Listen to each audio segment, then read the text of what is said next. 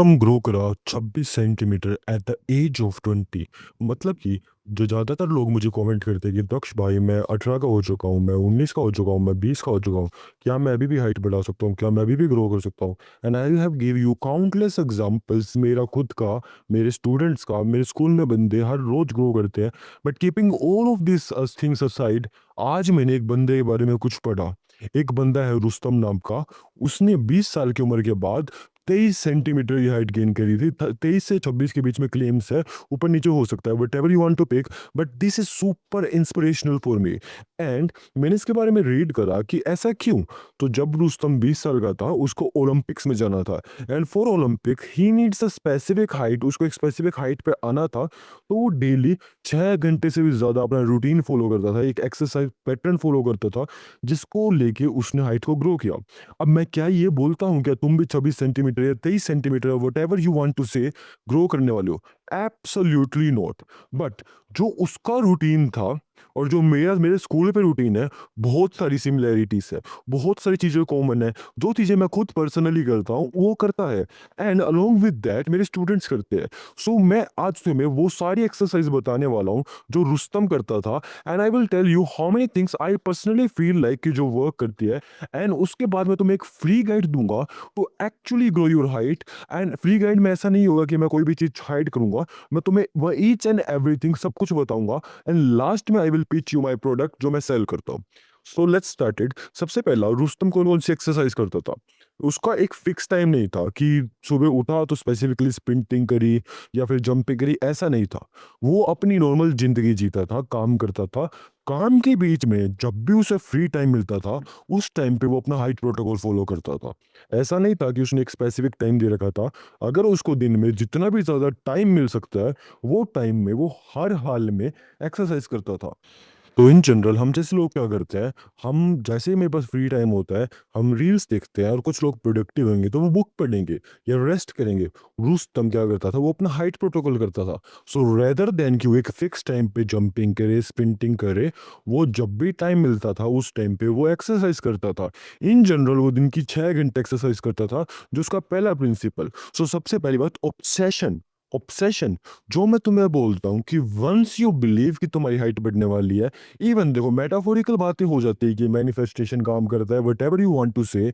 But अगर तुम खुद बिलीव नहीं करते साइकोलॉजिकल लेवल पे कि तुम ग्रो करने वाले हो, इससे एक चेन रिएक्शन होती है साइकोलॉजिकली। मैं तुम्हें एक्सप्लेन करता हूँ।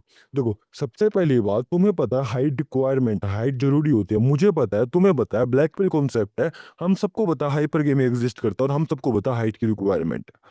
जब तुम्हें पता है कोई चीज तुम्हें बहुत जरूरी चाहिए, उसके बाद भी अगर तुम्हें वो नहीं मिलेगी, और कुछ लोगों को बिना करे मिल गई, तो तुम्हें बहुत ही गंदा फील होगा। बाय डिफॉल्ट सोचो कि मुझे एक अच्छी हाइट मिली हुई है, लेट्स जैसे मैं 6'4" हूँ, कोई बंदा लेट्स जैसे 6'6" है, कोई बंदा लेट्स जैसे 6 फीट है, और तुम 5'4" हो। इवन दो हम दोनों ने सेम डाइट खाई, सेम वर्कआउट किया, सेम देश में पैदा हुए, सेम पढ़ाई करी, सब कुछ सेम किया, लेकिन मेरे पास तुमसे बहुत ज्यादा है बिना कुछ करे। एंड उसके बाद तुम्हें पता है कि कितनी ज्यादा रिक्वायरमेंट है हाइट की, कितनी ज्यादा नीड है, लड़कियां किस तरीके से डिफरेंट ट्रीट करती है, तुम्हें जरूरत पता है, और तुम उसके बाद कुछ भी नहीं कर सकते। तो तुम्हारा लिटरली में दिमाग इतना ज्यादा अंदर से खाएगा ना, खपाएगा ना, तुम्हारी आत्मा तक रोएगी। एंड जब इस सिचुएशन में आते हो, तुम साइकोलॉजिकली अपने अंदर इतना ज्यादा कोर्टिसोल लेवल राइज करते हो, इतना ज्यादा स्ट्रेस हार्मोन बढ़ाते हो, कि इवन दो तुम्हारी हाइट बढ़ना चाहती थी, तुम जेनेटिक पोटेंशियल पे पहुंचना चाहते थे, but due to that chain reaction कि तुम कुछ नहीं ग्रो करने वाले, तुम्हें बहुत बुरा फील होता है, जिस वजह से तुम्हें नेगेटिव थॉट्स की वजह से तुम्हारा स्ट्रेस हार्मोन रिलीज होता है। And eventually at a biological perspective, तुम एक सर्वाइवल स्टेट में आ जाते हो। अब बॉडी एक ही स्टेट में रह सकती है, या तो बॉडी ग्रोथ स्टेट में रह सकती है, या बॉडी सर्वाइवल स्टेट में रह सकती है। अब अपने आप को अगर तुम जानबूझ के उस स्टेट में रखोगे, नेगेटिव थॉट्स में, बुरा फील करना, सैड फील करना, एंशियस फील करना, इवेंचुअली तुम्हारी बॉडी सर्वाइवल मोड में आ जाएगी कि तुम्हारे आसपास खतरा है। एंड बॉडी अपने आप को प्रोटेक्शन पे करेगी, रिकवरी पे ध्यान देगी, ग्रोथ पे नहीं देगी।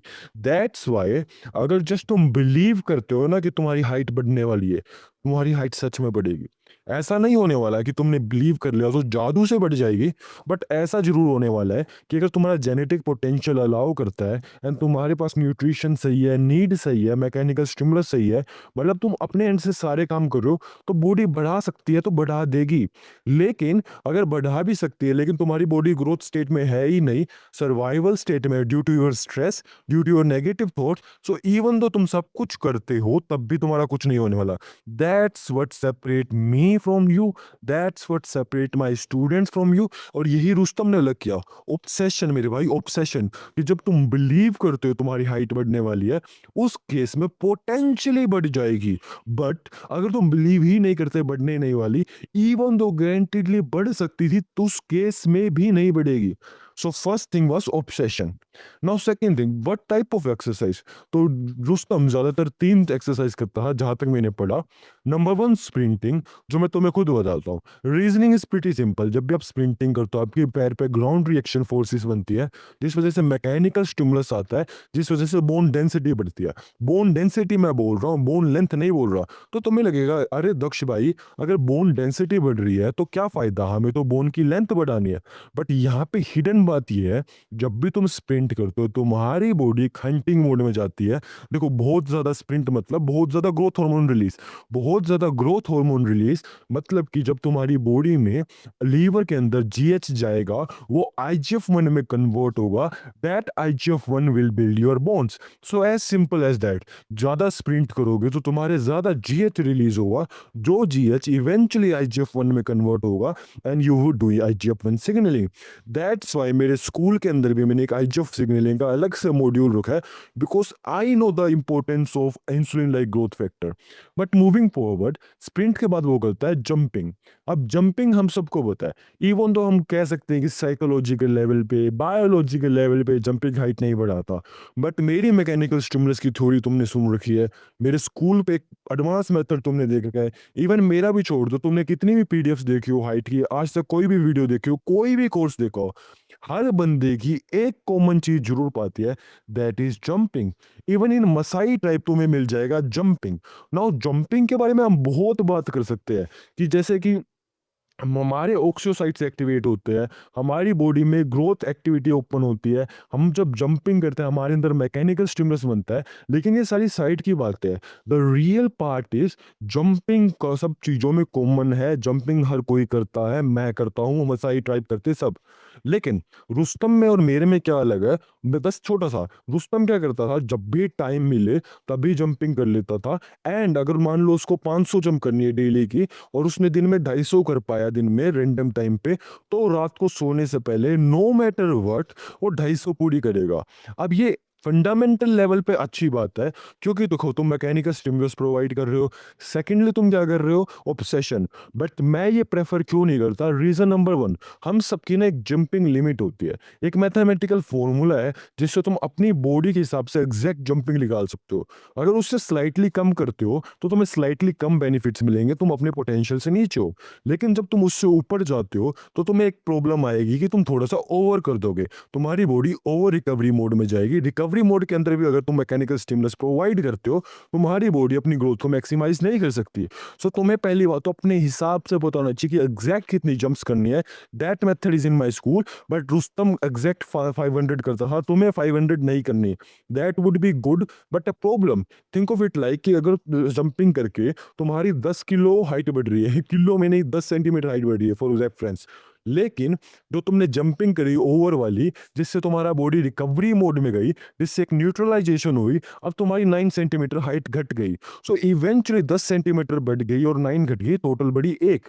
तुम्हें लग रहा है तुम्हारी 1 सेंटीमीटर हाइट बढ़ी, that is a positive part. But अगर तुम ओवर ट्रेन करते ही नहीं, नेचुरली जितना पोटेंशियल था उतना ट्रेन करते, तो तुम्हारी 5 बढ़ जाती है, एंड 5 हमेशा 1 से बड़ा होता है। सो सबसे पहली बात, रुस्तम ओवर करता था बहुत ज्यादा ड्यू टू हिज ऑब्सेशन। वो काम क्यों करा, चीजें काम क्यों करी, because he was doing negative part but more of a positive part. So even positive negative cancel हो रहा था, बट पॉजिटिव इतना ज़्यादा था तो इवेंचुअली नेट रिजल्ट पॉजिटिव आया। बट तुम्हारे केस में हमें ऑप्टिमाइजेशन चाहिए, हमें बिल्कुल परफेक्ट चाहिए, बायोलॉजिकली परफेक्ट चाहिए। बट इवन सेकंड पार्टिस जो रात वाली बात थी, देखो हमारा मैकेनिकल स्टिमुलस जब भी बॉडी पे आता है एक रीजन बनता है कि हमारे को हाइट चाहिए। अब जब ये रीजन बनता है उसके बाद क्या होता है कि हमारी बॉडी हाइट को पोटेंशियली बढ़ा देती है, अगर उसके पास न्यूट्रिएंट है, मतलब कि अच्छा खाना, और उसके बाद समय हाइट बनाने का मतलब कि अच्छी स्लीप। अब स्लीप वाला पॉइंट इंपॉर्टेंट था। अगर तुम्हारे पास हाइट बनाने का समय नहीं है, इवन दो बॉडी हाइट बनाना चाहती है due to nutrition and mechanical stimulus, लेकिन बॉडी फिर भी हाइट नहीं बनाएगी just because of a simple reason कि तुम्हारे पास हाइट बनाने का समय ही नहीं है, जो समय था स्लीप। अब स्लीप के अगर तुम बहुत ज़्यादा मैकेनिकल स्टिमुलस प्रोवाइड करते हो, दैट इज जंपिंग, तुम्हारी बॉडी बहुत ज़्यादा एक्टिव मोड में रहती है, कोर्टिसोल बहुत ज़्यादा हाई रहता है। एंड जब कोर्टिसोल भी बहुत ज़्यादा हाई है और बॉडी हंटिंग मोड में है, उसके बाद अगर तुम सोने जाओगे, problem would be sleep quality. तुम्हारी बॉडी डीप स्लीप मोड में नहीं आएगी। एंड जब तुम्हारी बॉडी डीप स्लीप मोड में नहीं आएगी, इवेंचुअली हम कह सकते हैं कि इवन दो आपने मैकेनिकल स्टिमुलस टॉप नॉच कर दिया, आपका न्यूट्रिशन टॉप नॉच है, बट स्लीप फक्ड अप हो गई। इसलिए मैं एक स्पेसिफिक बोलता हूँ कि तुम्हें स्टार्टिंग के 8 घंटों के अंदर ही अपनी जंपिंग प्रोटोकॉल सब कुछ पूरा कर लेना है, ताकि तुम्हारी बॉडी ग्रो तो करे but in respected of sleep को फकअप करे भी ना। So that's what different between me and Rustam. But let's move to next thing. Rustam simple jump नहीं करता था, मसाई जंप नहीं करता था, he was always doing for longer jumps. So अब उसको ओलंपिक्स के लिए हाइट चाहिए थी, वो ओलंपिक में गेम क्या खेलता था, लॉन्ग जंप्स वाला। सो लिटरली में जो भी दीवार होती है, वो दीवार पे चो अपने हाथ पे चोक लगा के जंप करता था, अब दीवार पे निशान बन गया। अब अगली बार उसका गोल होता था थोड़ा सा ऊंचा कूदना, तो वो रैंडम जंप्स नहीं करता था, वो कोशिश करता था ऊंचे से ऊंचा कूदना। एंड साइकोलॉजिकल लेवल भी बात करें, उसके दिमाग में होता था ज़्यादा हाइट चाहिए क्योंकि ज़्यादा जंप करनी है, ज़्यादा ऊपर करनी है। So that was a one point कि ज़्यादा ऊंची जंप करना, that he has a difference. ये मैंने अपने स्कूल में भी इंटीग्रेट नहीं किया, so I will think about that. He is doing something more that I haven't done yet. तो मैं ओपनली तुम्हें बताता हूँ कि मैंने भी नहीं किया, but yeah I like his perspective in this point. Now अगली thing that he was doing is banded sleeping, मतलब कि रात को सोने से पहले अपने पैर पे रेजिस्टेंट बैंड बांध देना ताकि तुम्हारा पैर स्ट्रेच हो। अब ये काम करता है, अच्छी बात है, बट मैं इसको अभी स्टार्टिंग में प्रेफर क्यों नहीं करता। मैंने तुम्हें मैकेनिकल स्टिमुलस में बताया था कि there are 19 types of mechanical stimulus, मतलब कि अगर तुम जंप करते हो that is a mechanical stimulus, आपकी बॉडी पे एक लोड पड़ रहा है, ग्राउंड रिएक्शन फोर्स लग रही है, या अपनी बॉडी को स्ट्रेच करते हो वो दूसरा है। सो स्ट्रेच एक दूसरा फोर्स है, ब्लंट फोर्स एक दूसरा मैकेनिकल स्टिमुलस है, स्ट्रेन एक दूसरा है। तो डिफरेंट टाइप के मैकेनिकल स्टिमुलस होते हैं। अब अगर आप सारे मैकेनिकल स्टिमुलस एक ही बार में इंट्रोड्यूस करते हो, आपकी बॉडी अडेप्ट कर जाती है डेंसिटी की फॉर्मेट में, लेकिन हमें चाहिए थी लेंथ। तो लेंथ के लिए हमें एक स्पेसिफिक वे में मैकेनिकल स्टिमुलस को इंट्रोड्यूस करना होता है, एक स्पेसिफिक फॉर्मेट में, एक स्पेसिफिक टाइम पे, कि पहले ये वाला किया, जो बॉडी इस पे अडेप्ट होगी तो दूसरा इंट्रोड्यूस किया एक स्पेसिफिक ड्यूरेशन के बाद, एंड धीरे धीरे ओवरलैप करवाया। क्योंकि तुम्हें अडेप्टेशन नहीं चाहिए मेरे भाई, तुम्हें किसी स्टिमुलस से अडेप्ट नहीं करना, स्ट्रोंगर नहीं होना, डेंसिटी नहीं बढ़ानी, तुम्हारा गोल है लेंथ, तुम्हारा गोल है लेंथ। सो इवन तो रुस्तम तो 3 चीजें करता था, I want you to do 19 different things but time duration के अंदर, कि ऐसा नहीं है कि डे 1 पे 19 करोगे। देखो कुछ चीजें हमारी डेंसिटी बढ़ाती है, कुछ चीजें हमारा कार्टिलेज पर वर्क करता है, कुछ चीजें टिश्यूज करती है, लेकिन अगर हम सब कुछ करते हैं तो सब कुछ हो जाता है। इन सब कुछ होगा तो पैर में हर एक चीज बड़ी होगी, पैर में हर एक चीज बड़ी होगी तो पोटेंशियली हाइट बढ़ेगी। दैट्स माई सिंपल एनालॉजी, जो अगर तुम्हें समझ में आए तो बढ़िया, नहीं आए तो भी बढ़िया। Now last thing that he was doing was resistance, that I already told. So ठीक है, अब मैंने बता दिया कि what exercise type of exercise he was doing. Now let me tell you a free height guide. So अभी के अभी अगर तुम इस चैनल को सब्सक्राइब करते हो, first link in description is my school, जिसमें तुम्हें मेरा बायोलॉजिकल मेथड मिलेगा, नॉट जस्ट मेरा हाइट कोर्स, तुम्हें और भी bunch of looksmaxing course मिलेंगे, एंड मैं हर हफ्ते लाइफ टाइम कोर्स लाता हूँ। सो अगर तुम वन टाइम पे करते हो तुम्हें लाइफ टाइम फीस मिलती है, और हर हफ्ते नया कोर्स आता है, कम्युनिटी मिलती है, मैं मिलता हूँ, बट उसको साइड रखें। तो second link in description is my free height course, 30 minutes की video, you will know everything you need to know about height. आज की वीडियो के लिए इतना ही, फिर मिलते हैं। कोई भी क्वेश्चन हो तो कमेंट से पूछो, है ना। बाय।